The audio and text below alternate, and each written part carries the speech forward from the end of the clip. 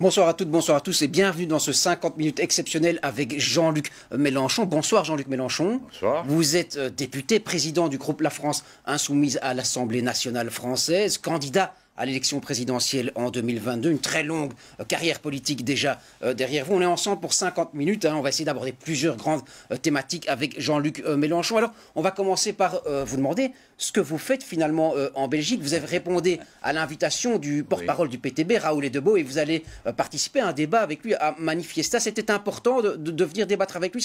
C'est son soutien, c'est votre soutien qu'il cherche, Raoul Je ne sais pas si il a vraiment besoin de mon soutien pour avancer. Non, nous sommes liés, lui et moi, maintenant une forme d'amitié, de relations assez permanentes. On se téléphone de temps à autre, okay. On fait le point.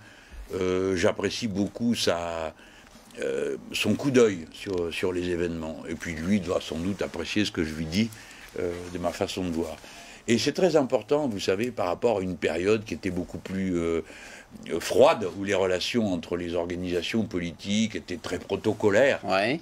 Et avec Raoul et sa manière de voir les choses, tout ça s'est substitué à un échange beaucoup plus direct auquel moi, je crois. Ouais. Alors, ça concerne moins les partis de droite qui sont très habitués à des coopérations entre eux ou qui n'en ont pas vraiment besoin. Tandis que nous avons connu une période où nous étions intégrés d'une manière, il faut bien le dire, à la fin assez ridicule, internationale, qui mettait tout le monde au pas.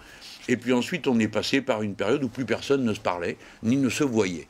Et donc, vous voulez dire à l'échelon européen, vous voulez dire quoi, entre oui, partis européens, oui. On pourrait dire mondial. Okay. Depuis peut-être une dizaine d'années, les choses commencent à se réchauffer, on se parle plus, on se voit plus souvent. Et c'est le cas entre le PTB et le PTB, l'équipe de Raoul et la nôtre. Donc ils m'ont invité. J'avais pas d'autre invitation. Je dis bon, bah, allez, je le fais, j'y vais, d'autant qu'on a tous les deux la même préoccupation sur la question de l'extrême droite. Et ces préoccupations, alors c'est plus large que celle sur l'extrême droite. Est-ce que vous partagez quoi, une vision commune de la société avec le PTB? C'est l'extrême gauche, c'est ça? Oui, ça. Disons que je ne sais pas si c'est l'extrême gauche, parce que c'est pas difficile d'être extrême par rapport à la gauche. Vous n'avez pas cette dénomination extrême gauche, plutôt gauche radicale alors Oui, on nous dit gauche radicale. Je trouve que c'est presque plus. C'est presque plus adapté parce qu'il y a le mot radical qui va à la racine des problèmes. Le mot de gauche, suivant les pays, peut être tout à fait piégé. Parce qu'en France, la gauche, pendant tout un moment, on tapait aux portes, on disait « Qui c'est ?» Alors on disait « C'est la gauche. » Non, on vote pas Hollande, nous. C'est-à-dire que les gens assimilaient l'idée de gauche à ce qu'était François Hollande. La social-démocratie, quoi. Oui, mais enfin, c'est pas la social-démocratie belge qui est quand même plus avancée dans le réformisme social que la social-démocratie française qui s'est volatilisée dans le néolibéralisme, sa ligne structurelle. Ce que nous partageons avec le PTB, chacun à sa manière. Il ne faut pas non plus raconter d'histoire. Il n'y a pas un parti commun. Non, on se parle, on se comprend. Bon, c'est l'idée que le modèle du capitalisme financier n'est pas la fin de l'histoire et qu'au contraire, l'humanité va chercher à tâtons une autre issue parce que la catastrophe climatique qui est le résultat de ce modèle économique, tout le monde comprend, y compris des gens qui ne sont pas de notre bord, des gens de droite, qui sont de droite, qui sont anti-écolos, se disent non, ça ne peut pas durer comme ça, il faut trouver une sortie. Donc nous sommes en quelque sorte les éclaireurs du chemin du futur. Et je crois que c'est un rôle qui est compris par la société. Regardez les scores que fait le PTB. Nous, on apprend d'eux, sérieusement. Vous apprenez d'eux, oui, quoi dans quelle dimension? En quoi, alors? La manière de faire, le maniement de l'humour. Oui, ça c'est clair, le second degré. Moi j'ai théorisé cette question de l'humour dans un de mes livres, mais je trouve qu'il le pratique mieux que moi. Parce qu'il réussit à en faire une manière d'interpellation des consciences. C'est-à-dire qu'il est capable de mettre de l'humour, Raoul, mais c'est toujours un humour qui fait penser. Ce n'est pas quelque chose qui abasourdit le raisonnement. Et je crois que ça, c'est le cas. Et puis après, il y a une certaine manière d'être... très ferme sur ces principes que moi je trouve intéressants. Jean-Luc Mélenchon, une des critiques à laquelle le PTB doit souvent faire face ici en Belgique, et vous êtes confronté à la même en France, c'est qu'ils affaiblissent la gauche. C'est ce que dit le Parti Socialiste, ce que disent aussi les écologistes. Les hauts scores du PTB, finalement, nuisent à la gauche, puisque c'est un jeu de vases communicants où on va se manger, se cannibaliser les uns les autres. D'abord, je ne crois pas que ce soit exact. C'est-à-dire la capacité d'entraînement que nous représentons, aussi bien eux ici, le PTB, que nous en France, s'exercent sur des secteurs qui, de toute façon, ne veulent plus entendre parler de la gauche traditionnelle. Bon, oui, bon. Alors, la gauche traditionnelle qui refuse de se remettre en cause, préfère gémir, se plaindre et montrer du doigt d'une manière qui est assez inacceptable pour un esprit démocratique. Je vous pose la question, mais si on fait comme ça, alors pourquoi les Verts et les socialistes eux-mêmes sont-ils en deux partis ? Pourquoi ils ne se fondent pas en un parti? Alors, on peut poser la question et on connaît la réponse. Ils ne le font pas parce qu'ils ne sont pas d'accord.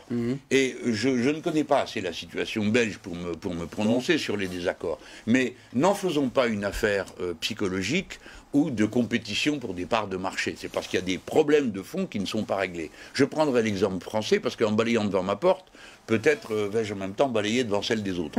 Bon, quelle est la situation? En France, nous ne sommes pas d'accord sur le rapport à l'Union européenne et la manière de on va venir sur l'Union européenne un peu plus tard. On n'est pas d'accord. Nous ne sommes pas d'accord sur les institutions de notre République. Nous sommes, nous, pour le passage à une sixième. Les autres s'accommodent de la monarchie présidentielle. Nous ne sommes pas d'accord sur notre rapport au rôle de l'État dans l'économie. Nous croyons à l'État stratège, à la planification écologique, pas eux. Imaginez-vous que dans ce pays meurtri qu'est la France aujourd'hui, en état psychologique de détresse politique, où l'abstention culmine jusqu'à 70% dans les élections locales, nous arrivions à leur dire, écoutez, c'était pas vrai, en fait, on se présente ensemble. Les gens diraient, vous êtes une bande de menteurs. La démocratie a besoin de sincérité. De clarté, c'est ça, de quoi? De lisibilité? Écoutez, à un moment donné, il faut trancher. Les citoyens sont responsables. C'est vrai que la situation n'est pas la même. Vous avez un système... Ici, écoutez, la progression du PTB doit bien avoir une raison. Tout de même, mais on sait qu'ici, et alors c'est une particularité belge, c'est un système aussi proportionnel avec des coalitions où on est chaque fois où les formations politiques doivent s'entendre les unes avec les autres. Il y a beaucoup de compromis, de consensus à faire. Et encore une fois, on reproche au PTB de rester à l'extérieur et de ne pas mettre ses mains dans le cambouis, si vous voulez. Oui, non, mais ça, c'est... Donnez-lui la majorité et il mettra les mains dans le cambouis. Oui. Non, mais souriez pas. Non, mais la majorité absolue, c'est compliqué. Alors donc, vous ne nous demandez pas de mettre les mains dans le cambouis, vous nous demandez de nous compromettre. C'est pas pareil. Compromis, pas compromission, on dit souvent Raoul. Exactement. Est-ce que quand nous irions voir le Parti social-démocrate belge, qui a des vertus... le Parti socialiste, oui. Oui, le Parti socialiste. Alors, il nous dirait, écoutez, finalement, nous sommes d'accord avec vous, comme les partis l'ont été autrefois, le capitalisme est un problème. Moi, quand j'ai adhéré au Parti français, le Parti socialiste français, dans la déclaration de principe, il était dit qu'une société ne pouvait pas être vraiment démocratique si elle vivait dans le capitalisme. Elle expliquait ça aujourd'hui à Madame Hidalgo, vous appelez le SAMU, parce qu'elle tomberait raide morte. Tellement ça lui paraîtrait exagéré. Donc vous voyez bien que ce qui est demandé, mais comme à moi, à M. Raoul Edbo, on lui dit, écoutez, vous seriez magique si vous ne défendiez plus vos idées, vous cessiez d'être aussi direct... Et vous associez... Bref, si vous n'étiez pas Raoul Edebo, nous adorerions Raoul Edebo. Et de même, en France, me demande-t-on de parler plus bas, de ne pas faire ci, de ne pas dire ça. Il y a une tendance, si vous voulez, chez les partis de la vieille gauche traditionnelle, en quelque sorte à essayer d'effacer les autres, pas de convaincre. Mais le modèle capitaliste, ça c'est... Vous visez à l'éteindre alors si vous arrivez au pouvoir, tant vous que le PTB. C'est la fin du modèle capitaliste que vous prenez, pour qu'on comprenne bien. Parce qu'il y a toujours cette critique lancinante à l'égard du PTB, de dire voilà, ce sont les communistes, ils vont tout nationaliser s'ils arrivent au pouvoir. Non mais ça c'est absurde. Qui fait quand même peur aux classes moyennes. On est un pays de PME, de petites entreprises. Et les petits patrons, ils ont peur. Mais évidemment, mais tout ça est absurde. Moi en tout cas, je parle pour la France, je ne me suis jamais dit que j'allais nationaliser tout, je dis pas ça. Je dis il y a un intérêt général. Donc, pour avancer vers l'intérêt général, nous avons besoin de rassembler tous les moyens qui nous permettent d'y arriver. Pour parler encore plus simplement, nous faisons des propositions. On fait un sondage, on s'aperçoit qu'elles sont ultra majoritaires en France. Ces propositions, pas récemment, on a fait le sondage. Alors, les gens ont voté. Alors, vous arrivez avec votre programme, et puis vous arrivez à Bruxelles.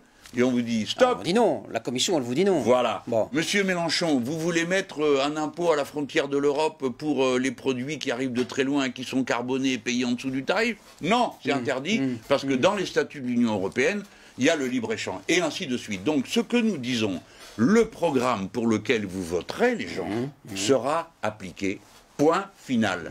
Et alors c'est ça qui fait qu'on nous considère comme des extrémistes, juste parce que nous disons que nous respecterons la démocratie. Vous respecterez votre programme, c'est ça. Là-dedans, il n'est pas regardez mon programme, nulle part il est écrit, on va tout nationaliser. C'est l'inverse que je dis aux classes moyennes sachantes. Qu'est-ce que vous leur dites? Parce qu'il y en a qui ont peur de voir arriver au pouvoir. Ça, il faut dire que les autres font ce qu'il faut pour leur faire peur. Les classes moyennes sachantes ou le petit patronat, je dis écoutez, nous, ce que nous vous offrons, c'est la visibilité sur le futur. Parce que la planification écologique vous permet de savoir de quel côté l'État veut aller. Et il y aura encore une place pour l'initiative privée si vous arrivez au pouvoir? En France, évidemment. Oui. Évidemment. Ou alors, je dis au vrai... Tout n'est pas étatisé, c'est ce que je veux dire. Ah ben non, bien sûr que non. Non, mais certains pôles seront... D'abord parce qu'ils sont détruits. Prenons l'industrie du médicament en France. Autrefois, 80% de ce qu'on consommait, on le fabriquait nous-mêmes. Aujourd'hui, tout est perdu, c'est l'inverse. Donc il faut reconstituer un pôle public. Et si vous constituez un pôle public, ce sera soit avec des entreprises réquisitionnées, soit avec d'autres qui sont nationalisées. Mais je dirais à Sanofi... Quand vous avez de l'argent qui vient de l'État pour faire de la recherche, ils en ont beaucoup, eh bien je leur dirais, écoutez, nous ne vous donnerons pas d'argent pour trouver des molécules qui permettent que les cheveux blancs ne deviennent pas jaunes.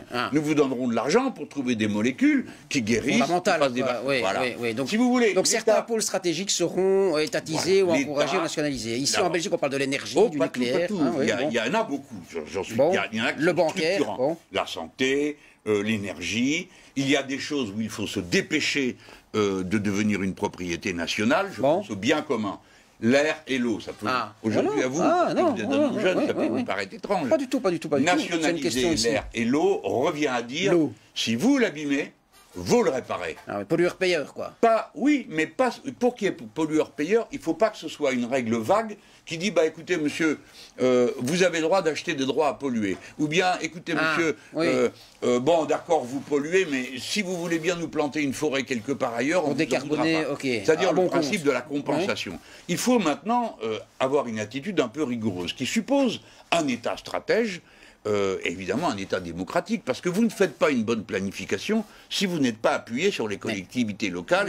Mais pour ça, on peut vous rétorquer aussi que tout va se décider, tout doit se décider à l'échelon européen. Les frontières nationales n'ont plus vraiment, de sens. On va parler de l'Europe dans un instant. On fait une petite pause et puis on aborde ce volet-là.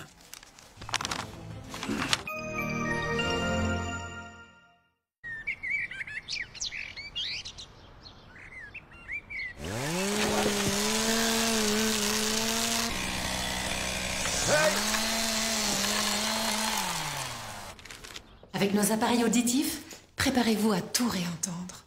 Vous n'êtes pas sûr de tout entendre? Venez passer un test auditif gratuit. La paire, du bonheur plein les oreilles.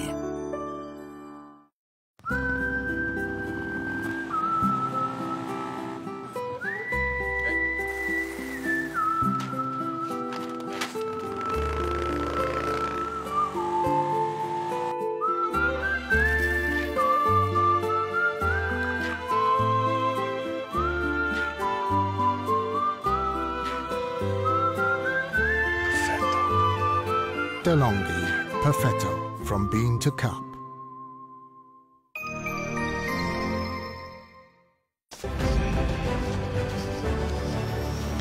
Et on est toujours avec Jean-Luc Mélenchon pour ce 50 minutes exceptionnel. On évoquait juste avant cette petite pause l'Europe. Vous êtes ici à Bruxelles, siège des institutions européennes. Évidemment, elle fonctionne mal, cette Europe, si je vous écoute. Elle a été construite, vous savez, on dit l'Europe, mais il faut se rendre compte que l'Europe est un objet, si j'ose dire, qui a évolué dans le temps. Entre l'Europe des 6 ou des 12, qui était imaginée pour résister à l'URSS, il ne faut pas raconter d'histoire, si vous voulez, où la France était le pays géographiquement central, et l'Allemagne était la frontière. Maintenant, c'est l'Allemagne qui se trouve géographiquement au milieu, et dans une zone d'influence que tout le monde connaît. Elle a donc beaucoup changé. Et puis, il y a eu le grand changement, c'est quand l'Europe est devenue idéologique. C'est-à-dire... avec la tentative de constitution de 2005, et puis ensuite les traités de Lisbonne qui ont été adoptés, qui décrètent une idéologie commune pour toute l'Europe. Un dogme libéral, c'est ça. Le libéralisme. Bon. Et qui l'a constitutionnalisé. Donc maintenant, vous êtes content, vous n'êtes pas content, qu'il pleuve, qu'il neige, qu'il vente, vous soyez au nord, au sud, pas quoi, poum, le libéralisme pour tout le monde. Avec les mêmes méthodes, les mêmes recettes, partout. Alors, À l'époque, on a dit, bah justement, l'URSS s'est effondrée, vous voyez bien que votre truc ne marche pas, comme si nous, on était partisans de l'URSS. Donc, ils étaient très contents. Et puis, maintenant, progressivement, à l'usage, on s'aperçoit que ces règles sont impraticables dans la mesure où elles ne servent qu'à une chose, détruire les droits sociaux dans les pays. Elle a été une valeur ajoutée pour les Européens dans la crise sanitaire qu'on vient de traverser, l'Europe ou pas? On a dit beaucoup sur la Commission qui avait pu négocier des bons deals avec les sociétés pharmaceutiques et faire baisser les prix, par exemple. Jean-Luc Mélenchon, je vous vois déjà sur le livre. Non, sarcastique. Non, mais je ne suis pas sarcastique du tout. Je suis d'accord avec vous, les prix ont baissé, puisqu'on est passé maintenant, on a quasiment doublé le prix du vaccin. Donc on peut dire que les prix ont baissé. Et qu'un vaccin qui coûte 60 centimes à la production est vendu 19 ou 25. Deuxièmement, l'Union européenne ne dit pas ce qu'il y a dans les accords qu'elle a sur les vaccins. Troisièmement, l'Union européenne fait de l'idéologie, ne veut pas du vaccin russe, ni du vaccin chinois, ni du vaccin cubain, parce qu'ils ont contre eux les pays qui sont là. Il n'y a pas des raisons sanitaires quand même là derrière sur les vaccins chinois, russes et cubains. Si vous dites, on va vous croire. Non, je vous pose la question. Non, mais moi je ne suis pas... Moi non plus. Bon, donc on en restera là. On a des vies sur la question. On en restera là sur la... Mais non, on se dit que si la moitié de l'humanité se vaccine avec les vaccins chinois, c'est peut-être qu'ils ont une certaine efficacité. Oui. Bon, mais je ne veux pas entrer trop dans... Vous m'avez posé une question que je trouve pertinente, parce que c'était la mise au pied du mur. Un grand danger commun. Tout à fait. Qu'a fait l'Union européenne? Vous voyez ce qu'il vous reste à me dire. La cafouillée.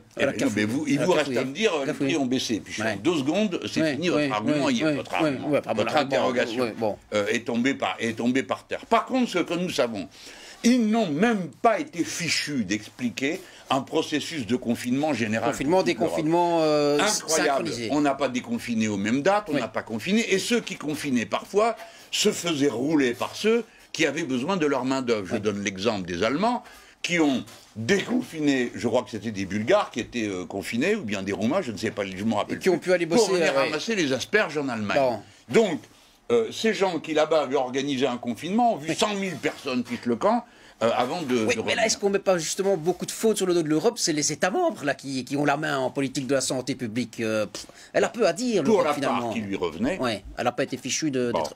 Primo. Secundo, elle aurait pu, c'était l'occasion de dire, bon, allez, on se réunit, puisqu'on a l'habitude de travailler ensemble. Qu'est-ce qu'on fait? Comment on s'y prend?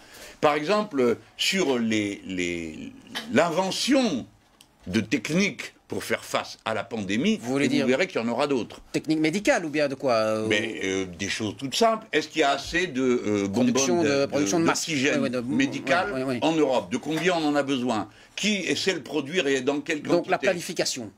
Aucune planification, même là chez Libéral. Écoutez, j'ai appelé le président des patrons de mon pays, Monsieur Roux de Bézieux, en pleine crise. Je lui ai dit, écoutez là, qu'est-ce qui se passe?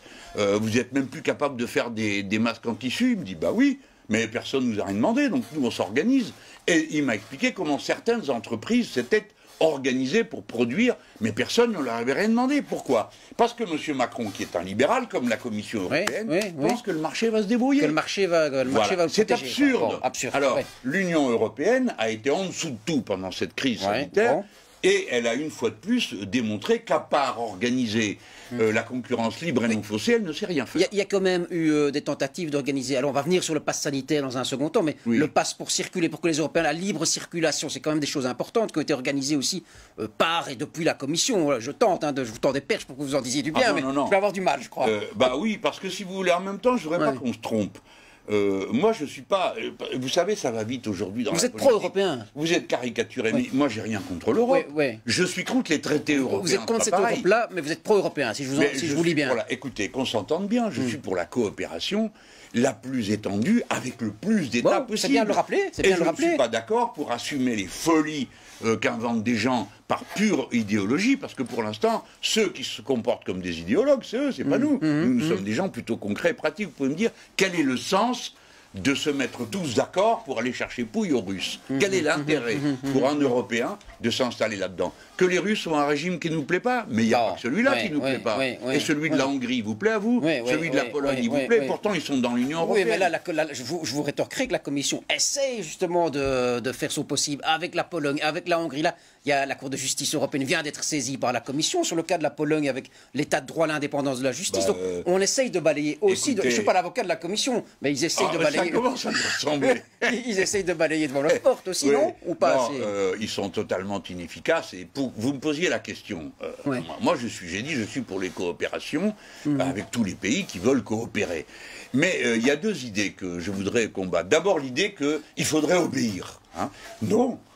Quand nos concitoyens nous élisent pour faire quelque chose, le devoir d'obéissance, il est à l'égard de la démocratie, pas d'une commission élue par personne. Et le droit en Europe d'opt-out, c'est-à-dire sortir de certaines politiques. Oui. Mais il existe. Oui. Aux Anglais, on avait mis l'opt-out social. Oui, les les Danois, Allemands Schengen. sont en état d'opt-out permanent parce qu'ils font des excédents commerciaux que normalement l'Europe ne permet pas. Il y a 5 pays qui sont sortis des droits, de la Charte des droits fondamentaux. Écoutez. Donc, il ne faut pas dire que dès lors qu'on dit on n'obéira pas, on devient l'affreux petit canard noir qui ne veut rien entendre parler de rien. Mais alors ça, c'est intéressant. Jean-Luc Mélenchon, si vous êtes élu président de la République française en 2022, qu'est-ce que vous allez dire? Comment vous allez vous comporter par rapport à Bruxelles et par rapport à l'Europe alors? Alors, d'abord... La première chose que vous ferez. Oui, la première chose, vous savez bien que ça ne se passe pas comme ça. Bon, il y a 100 jours. Alors, non, mais voilà ce que je peux dire de ma ligne politique. J'appliquerai le programme pour lequel j'aurais été élu. Et je suis conscient du fait qu'une partie de ce programme est interdite par les traités européens. Il plaira pas, oui. Au nom de la concurrence libre et non faussée, essentiellement. Bien, donc je dirais à mes partenaires, écoutez, je n'applique pas ça, je demande opt-out. Car une illusion très grande en Europe est de croire qu'on ne peut plus rien faire au niveau national. Mais pardon, si, on peut. Je vous donne un exemple. L'Europe supporte les glyphosates encore pour je ne sais combien de temps. À échelon national, nous pouvons interdire le glyphosate. Évidemment, il y aura une conséquence. Je ne veux pas non plus ruiner les paysans français en leur disant, nous, on ne prend pas de glyphosate, donc ce qu'on va faire va coûter plus cher, et les autres vont rentrer leurs produits. Donc, nous mettrons un protectionnisme écologique sur certains produits, donc, bien sûr. À la carte, vous prendrez les politiques européennes qui vous conviennent. Non, c'est eux qui devront prendre la France pour ce qu'elle est. Ouais. C'est-à-dire une puissance qui respecte son peuple.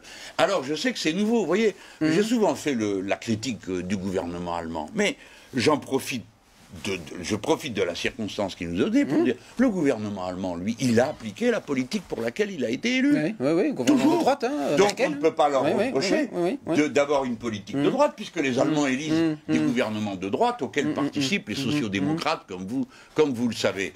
Mais par contre, on peut demander aux gouvernants français pourquoi eux n'ont jamais respecté le programme sur lequel ils étaient élus, dès lors que Mme Merkel leur faisait les gros yeux, ou la Commission européenne. Voilà, c'est assez simple. Je demande, l'impératif démocratique s'appliquera par la France. Et si nous avons des alliés, vous verrez comme on aura, peut-être même nous autres Belges. Vous pensez qu'on aurait les Wallons éventuellement? Les Wallons ne sont pas un État qui siège en tant que tel à l'Union européenne. Mais la Belgique, comme État-nation, a souvent été, notamment pour la part wallonne, disons les choses comme elles sont, extrêmement avancée. Quand M. Magnette prenait des positions contre certains accords internationaux comme le CETA, ça la rapprochait des positions de ce que vous avez appelé tout à l'heure l'extrême gauche. La gauche radicale, parce que c'est notre position. Le refus du Mercosur que nous affichons, nous ne voulons pas de cet accord. Il n'est pas encore acté. Normalement, vous verrez, il y aura plein de pays. L'Italie en a par-dessus la tête, quel que soit le gouvernement de droite ou de gauche, d'être continuellement obligé d'aller s'excuser au niveau de la Commission. Jean-Luc Mélenchon, si vous prenez les commandes, les rênes de la France, vous serez attentif à la situation des francophones, par exemple, ici en Belgique. Vous savez qu'il y a beaucoup de problèmes aussi communautaires avec les Flamands, que le pays, est parfois au bord de la scission, sans vous aventurer évidemment dans les méandres de la politique belgo-belge, mais il y aura une bienveillance vis-à-vis de ces francophones. Que les choses soient bien claires. On respecte les nations avec lesquelles telles qu'elles sont constituées en Europe. On ne va pas non plus commencer à les mettre les doigts là-dedans. Donc la France, moins qu'une autre, peut se permettre ça. Mais il est certain que, de mon point de vue, Jean-Luc Mélenchon, les Insoumis, il y a d'abord une attention particulière à la francophonie, dont mon projet est d'en faire une francophonie politique et une francophonie des peuples. Alors ça veut dire d'abord une manière d'être très présente, très ouverte par la communauté de la langue. Aujourd'hui, vous savez que les dirigeants français n'hésitent pas à parler anglais et affectent une attitude que pour ma part je juge ridicule, comme par exemple que M. Macron ait décidé de donner le secrétariat général de l'organisation francophone à une anglophone du Rwanda, pays qui a supprimé l'enseignement du français. Bon. Donc, je trouve ça ridicule. Et je suis pour passer à une francophonie plus active, plus politique, avec des grands projets communs francophones.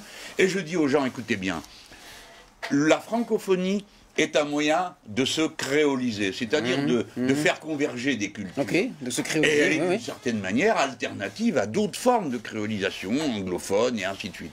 Profitons-en. La langue française n'appartient pas aux Français, elle appartient à ceux qui la parlent. À ceux qui la parlent, Mais voilà. Et donc, c'est vrai que du coup, ça me crée un lien particulier avec les francophones, les Wallons. D'abord parce que sans aller plus loin, je dirais que je suis un peu l'actualité belge.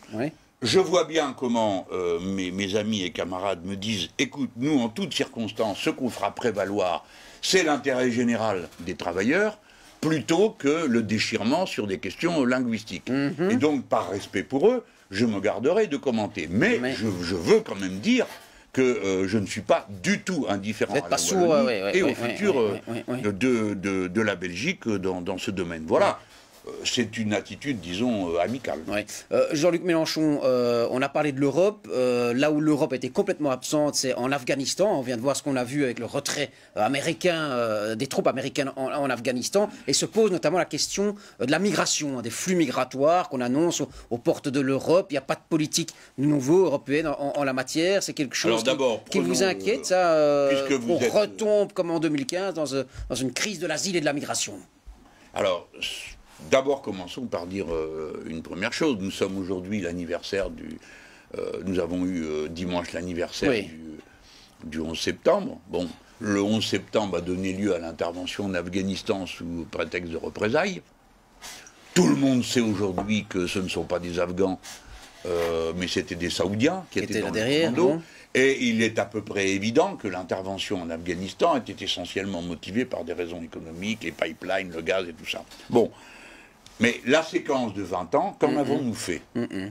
Pendant 20 ans, nous avons détruit les libertés un peu partout, au nom de la lutte contre le terrorisme, propagé des guerres un peu partout, sans aucun autre résultat que celui que nous venons de voir à Kaboul, une déroute totale et épouvantable, parce que personnellement, je n'y trouve aucun plaisir. Même si j'avais beaucoup fêté la défaite des Américains au Vietnam, ce n'est pas le cas cette fois-ci. Il n'y a rien à fêter. Alors, déjà, prenons acte de ça pour dire qu'il y a peut-être intérêt à changer de méthode. Ensuite, est-ce qu'il y aura une vague migratoire? Sur la question migratoire, pour l'instant, on ne le sait pas. Non. Hein. Mais ce qui est certain, c'est qu'il faut arrêter de faire des gesticulations. Tous nos pays, le vôtre, le mien, par exemple, sont tenus par les accords qu'ils ont signés en 1951, donnant le droit aux personnes qui sont menacées dans leur existence du fait de leurs opinions, etc., à être accueillies. Alors, la discussion n'a pas de sens. Nous sommes obligés par nos accords. Sauf si on décide de changer ces accords. Il y a intérêt à faire vite. Si on veut les changer. Alors, par conséquent, commençons par ne pas nous faire peur. De quoi parlerions-nous s'il y avait une vague? La seule question qui se pose, c'est que nous ne pouvons pas refouler les gens. Par conséquent, nous serons obligés, au titre du droit d'asile, de les accueillir. Comment répartissons ça? Non, ça ne peut plus continuer, que seuls les pays du Sud fassent le travail. Chacun doit prendre ses quotas. Ou alors il faut dire, écoutez, nous on n'est pas d'accord, ou je ne sais pas quoi. Mais tout le monde jette de grosses larmes sur la situation, à juste titre, des réfugiés afghans. Après, il faut faire son devoir. Et puis écoutez, nos sociétés, si elles s'en donnent les moyens... Elles peuvent facilement... facilement, je ne sais pas. Intégrer, assimiler, c'est compliqué des fois. C'est d'autant plus compliqué quand on a des politiques migratoires absurdes et quand l'immigration fait l'objet d'une ségrégation géographique épouvantable, on met tout le monde au même endroit, donc on crée des ghettos et pas du tout, on ne fabrique pas de la nation, on ne fabrique pas du peuple. D'élite, alors moi je suis un universaliste et un créolisateur, alors donc voilà, je ne suis pas d'accord avec ces enfermements communautaires. On marque une petite pause et puis on poursuit avec Jean-Luc Mélenchon.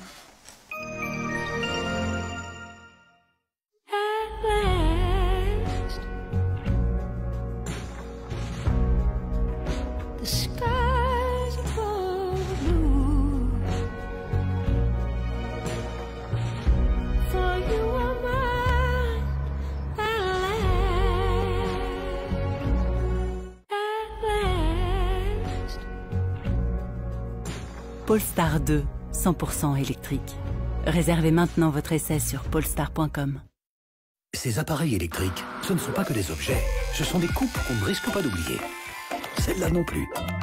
Alors, une fois cassés, offrez-leur une nouvelle vie. Déposez-les dans un point Récupel, au parc de recyclage ou en magasin. Récupel, repartons de plus belle.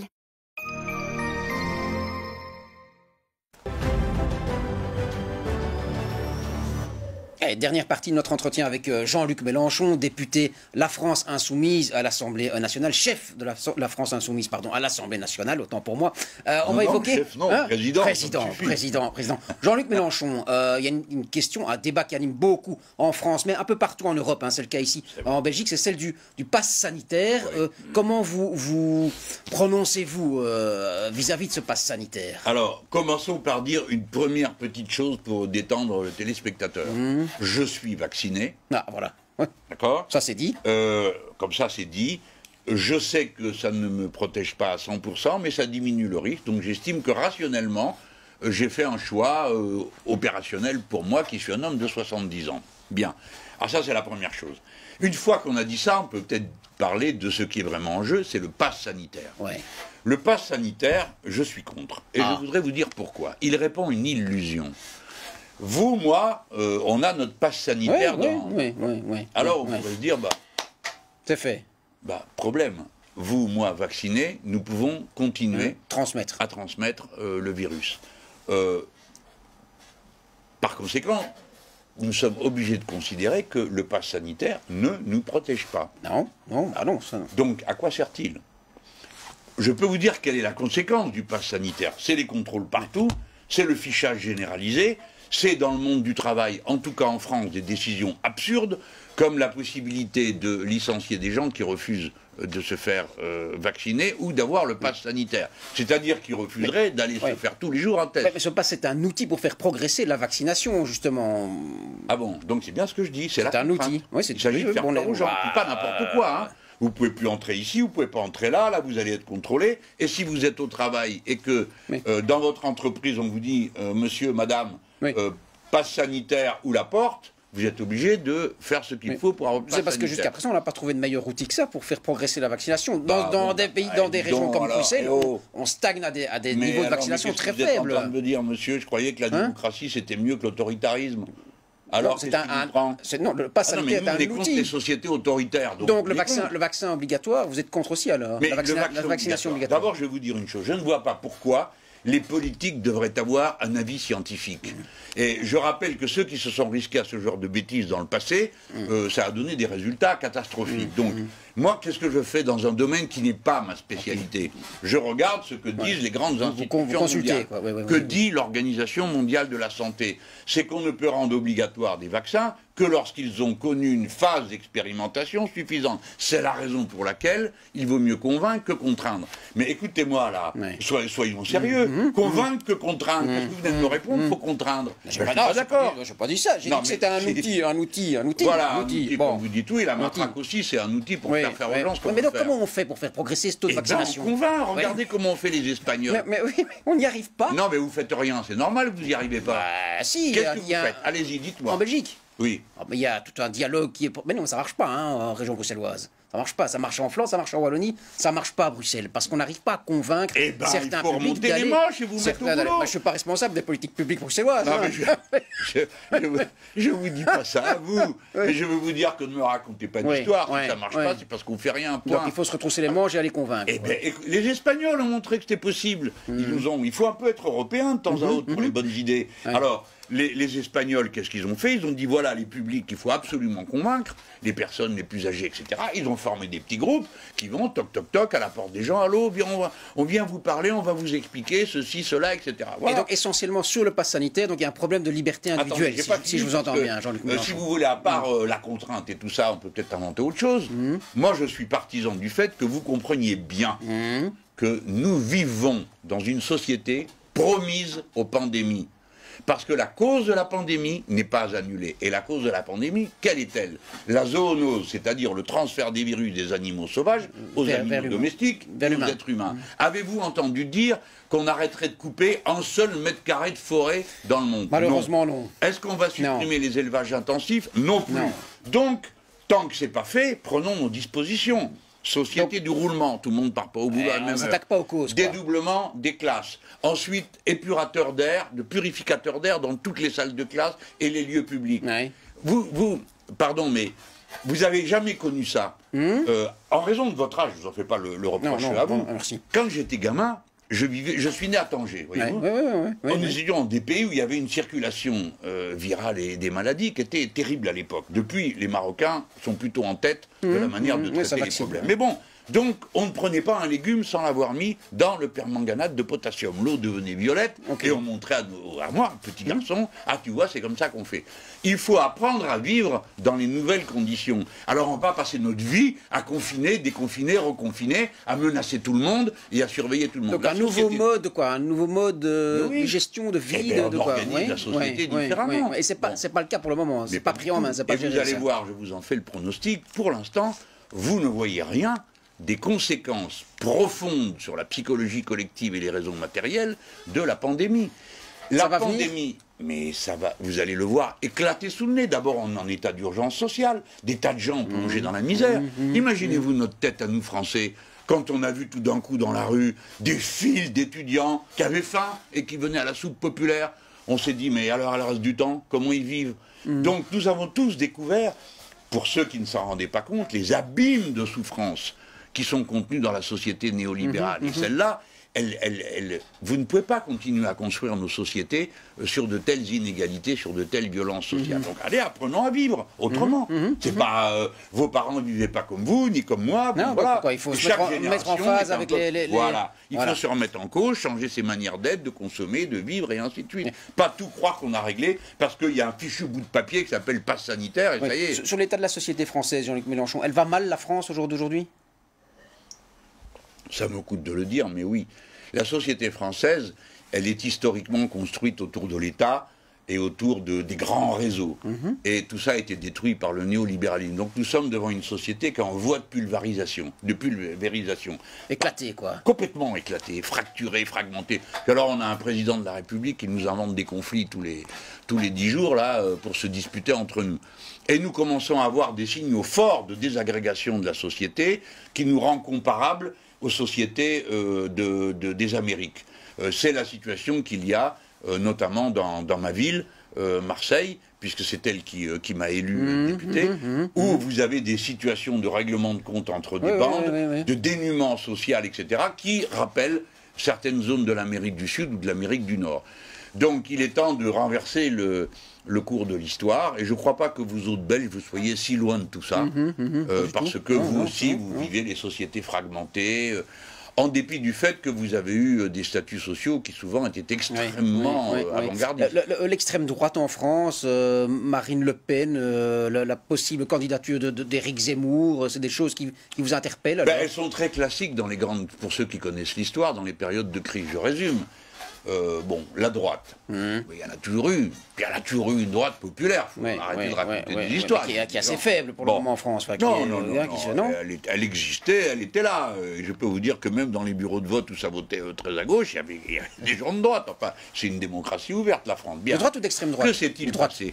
Droite, parce que, essentiellement, la grande lame est venue de la droite, de sa radicalisation. Et puis ensuite, ça a entraîné les secteurs des enfants, des générations de gauche, des enfants Bon, c'est vrai aussi, ça l'a pris. Mais essayons de comprendre pourquoi.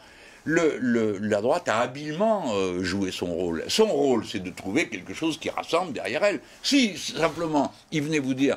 Monsieur, je vais baisser votre paye et puis je vais gagner davantage. C'est quand même ce qu'ils ont fait. Mais là, leur fortune s'est accrue. Bon, alors, ils ne peuvent pas faire ça. Donc, ils viennent et vous disent, dites, c'est moi qui vais vous protéger, parce que votre voisin, il a une drôle de tête.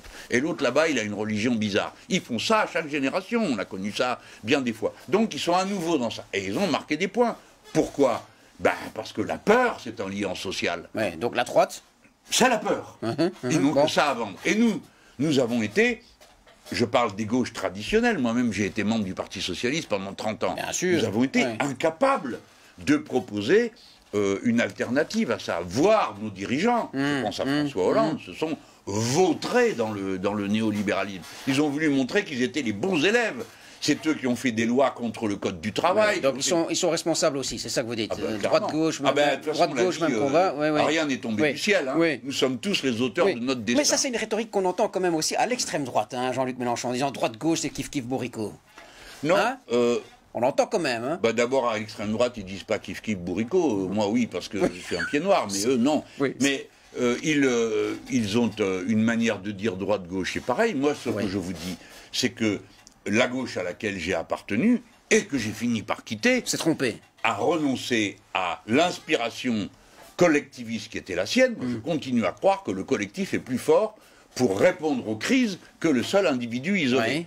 Donc, je tiens historiquement le point d'équilibre délicat, petit chemin de crête, entre le collectif et la liberté individuelle, que, comme humaniste, j'y suis attaché. L'extrême droite, c'est pas son sujet. Eux, ils disent c'est tout du pareil eux-mêmes, donc on les envoie tous en prison, je sais pas ce qu'ils comptent faire avec les gens. Je dis pas du tout le même discours. Moi, je dis il faut plus de liberté. Moi, je dis il faut accepter que, quelle que soit la religion des gens, ils sont égaux en droit. Et s'il faut aller encore plus loin et être plus clair, je suis contre la politique qui consiste à stigmatiser et insulter les musulmans, comme je l'ai vu faire. Parce que c'est une aberration. Vous ne construirez pas la nation belge, vous ne construirez pas la nation française les uns contre les autres. Vous comprenez? Donc voilà pourquoi il n'y a aucun parallèle possible entre eux et nous. Nous sommes... Alors après ça, oui, c'est vrai qu'on a deux bras les uns et les autres. Et sur le système médiatique, vous avez souvent été critique du système médiatique en France, Jean-Luc Mélenchon. Vous n'aimez pas les médias? Vous les aimez pas? Le contraire, je les aime tellement que je supporte pas ce qu'on en a fait. Moi-même, j'ai créé des journaux. Vous avez un art de la rhétorique quand même, de renverser les questions qu'on vous pose. Hein. J'ai moi-même créé des journaux, des radios. Je suis un homme des réseaux sociaux, ma chaîne sur YouTube. Vous cartonnez là sur les réseaux sociaux. Et 550 000 abonnés, c'est la plus grosse chaîne politique de YouTube. Bon, donc faut pas dire vous n'aimez pas les médias ou les journalistes, il y en a qui sont de parfaits. Vous n'aimez plus ce qu'ils sont devenus, c'est ça? Mais écoutez, en France, alors c'est pas le cas en Belgique où vous êtes très décontractés, mais nous non. Nous, 90% des médias appartiennent à 9 personnes. Si vous trouvez que c'est une situation supportable, voyez-vous, moi on me dit, oui mais c'est l'indépendance des médias qui est en cause. Mais pas du tout. Ce qui est en cause, c'est la pluralité des médias. Comment se fait-il que tous racontent la même chose, tout le temps, sur tous les sujets? Oui, mais ils vous tendent le micro régulièrement, vous pouvez vous exprimer, il n'y a pas de boycott de Jean-Luc Mélenchon, boycott médiatique, non, mais alors, ça y a pas. Je devrais m'alarmer que quand il y a boycott. Non, mais est-ce que quoi écoutez, vous êtes vous-même un intellectuel, ne racontez pas d'histoire.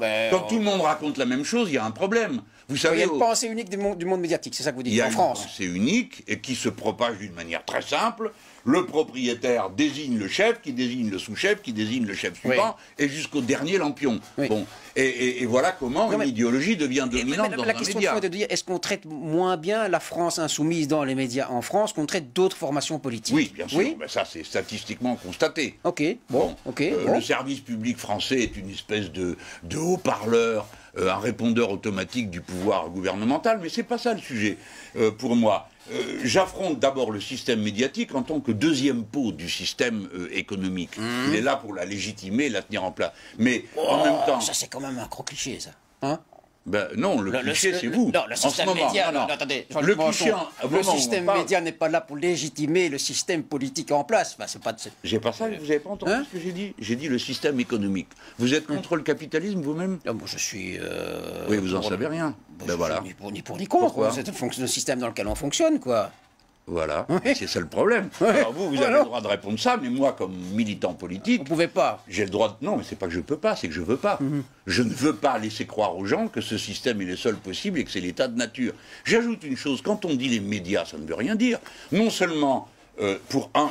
globalement, c'est un effet de système. Mais vous prenez un journal, quel qu'il soit en France. Prenons un journal de centre-droit comme le grand quotidien Le Monde. Bon, il est de centre-droit, mais regardez l'édito d'aujourd'hui, et je suis d'accord avec. Il dit, mais les 20 ans qu'on vient de passer, ça a été une série de stupidités. Donc, il faut nuancer. Il faut, non pas nuancer, mais savoir reconnaître où est le point. Les cahiers de ce même journal sont souvent passionnants. On pourrait prendre d'autres exemples. dans la vie de la presse française, avec qui j'ai des échanges. Donc tout n'est pas noir sur le tableau médiatique. Tout n'est pas noir. C'est que c'est un espace qui est encore heureux et poreux, monsieur. En France, il n'y a pas de Pravda, il y a des Pravdounettes. Il y a des Pravdounettes. Dernière question. Vous savez qu'il y a une série télévisée qui a fait connaître votre personnage ici en Belgique, celle de Baron Noir. Qu'est-ce que vous en avez pensé? Je n'ai pas tout regardé. Je connais l'auteur de cette série, un des auteurs, Eric Benzekri, qui est un esprit brillantissime. Il m'a transposé dans ses propres catégories politiques. Pour lui, au-delà de l'union de la gauche, il n'y a rien. Donc, d'abord, je suis très flatté d'être représenté par M. Morel. Qui est un grand ni acteur. La conclusion, ni les déroulements ne me concernent vraiment. Mais c'est très bien joué, hein, c'est bien pensé. Eh bien, merci Jean-Luc Mélenchon d'être passé sur le plateau d'Hélène 24. 50 minutes avec Jean-Luc Mélenchon, c'était passionnant. Merci. Bonsoir.